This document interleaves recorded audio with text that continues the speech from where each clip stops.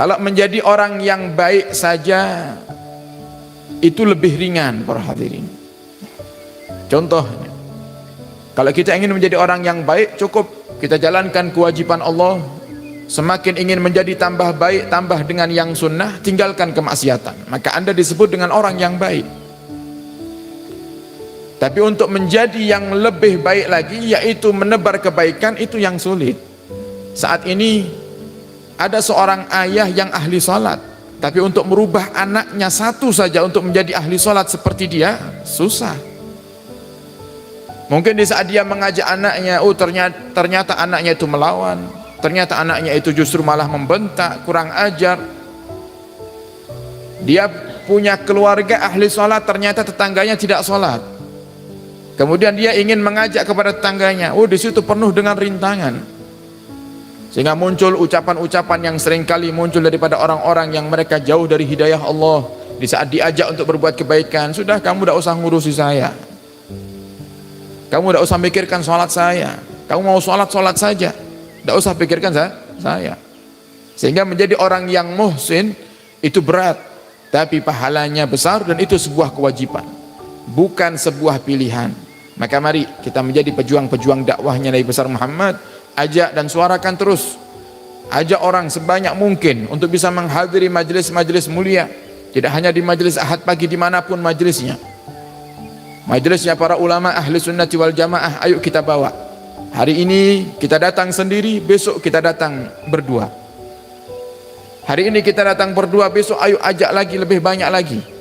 Yang terkadang dengan dakwah itu justru menjadi sebab Allah Subhanahu wa taala mempermudah segala urusan kita dunia dan akhirat. Nah, Allah sudah katakan dalam Al-Qur'an, in tansurullah yansurkum. Jika kalian menolong agama Allah, jika kalian menolong Allah, maka Allah akan menolong kalian. Di sini Allah tidak butuh dengan kita. Cuman ini bahasa Allah Subhanahu wa taala. Islam itu para hadirin, tanpa bantuan kita, Islam itu pasti akan jaya. Tanpa keikutsertaan kita dalam menyebarkan agama Islam dan menyebarkan kebaikan, Islam pasti akan jaya pada masanya. Itu sudah sunnatullah, sudah ketetapan Allah Subhanahu wa taala. Cuman alangkah indahnya di saat Islam itu jaya, ternyata di situ ada ikut andil kita dalam menjadikan Islam itu jaya.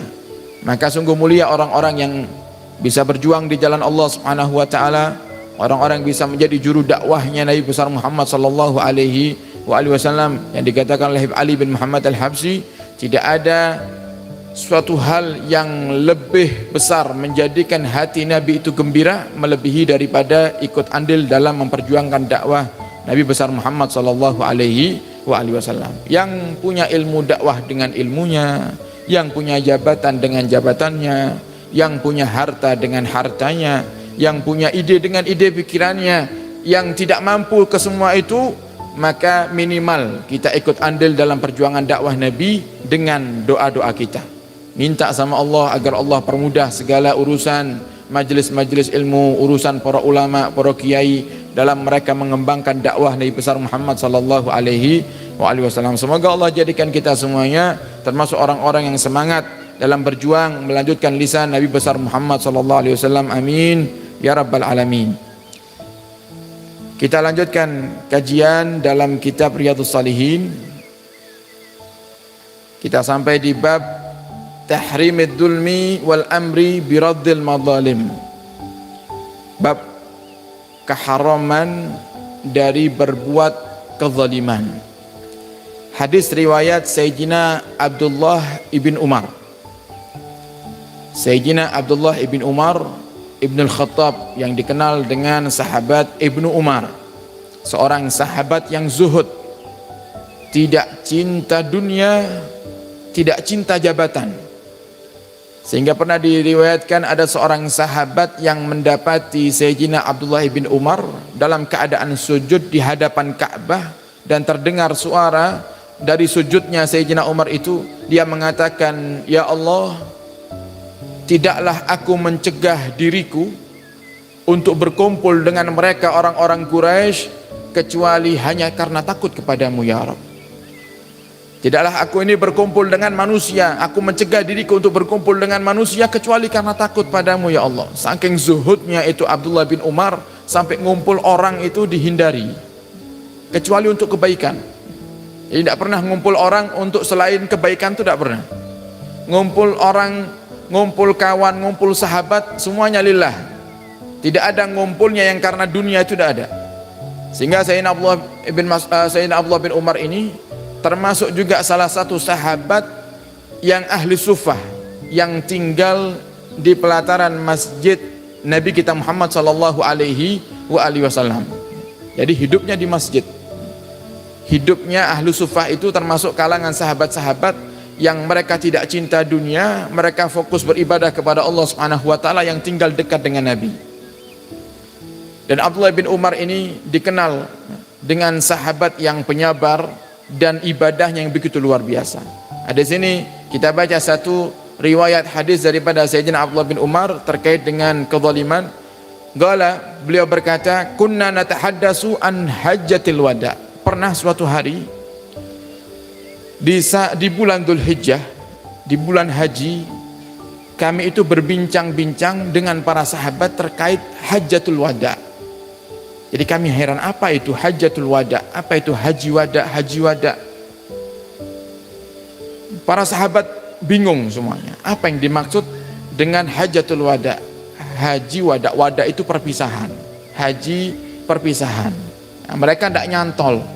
Kalau hajjatul wada itu adalah haji terakhir Nabi besar Muhammad sallallahu alaihi wasallam. Yang artinya Nabi setelah daripada hajatul wada itu, haji wada itu, tidak lama Nabi meninggal dunia. Sehingga mereka berbincang, apa yang dimaksud hajatul wada ini? Haji perpisahan ini apa? Kemudian melihat daripada para sahabat yang berbincang-bincang terkait dengan hajatul wada, haji perpisahan, Nabi berikan isyarat kepada mereka, dipertegas isyaratnya, yang mereka saat itu belum faham kalau hajatul wada itu adalah haji perpisahan, yang artinya Nabi sebentar lagi akan kembali kepada Allah Subhanahu wa taala. Nabi pertegas lagi kemudian, wan nabiyyu sallallahu alaihi wasallam baina adhurina, di saat itu Nabi ada di hadapan kami, di saat kita berbincang masalah hajatul wada itu. Wala nadri ma hajatul wada, dan kami pun di saat Nabi ada di hadapan kami pun, kami itu masih belum paham apa yang dimaksud dengan haji wada, yang hajinya sama seperti haji, cuman Nabi sebut ini adalah hajatul wada, haji perpisahan. Hatta sampai akhirnya melihat kebingungan para sahabat itu, Nabi Muhammad langsung mengangkat suara, Nabi hamidallah, Nabi memuji Allah.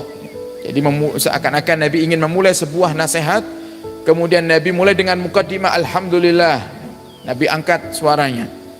Wa asna alaih, Nabi puji Allah Subhanahu wa taala. Kemudian setelah Nabi memuji Allah, mengucapkan hamdalah, Nabi memuji, menyebut daripada nama-nama indah Allah Subhanahu wa taala. Summa dzakara al-Masih ad-Dajjal. Nabi bercerita tentang Masih ad-Dajjal, tentang Dajjal.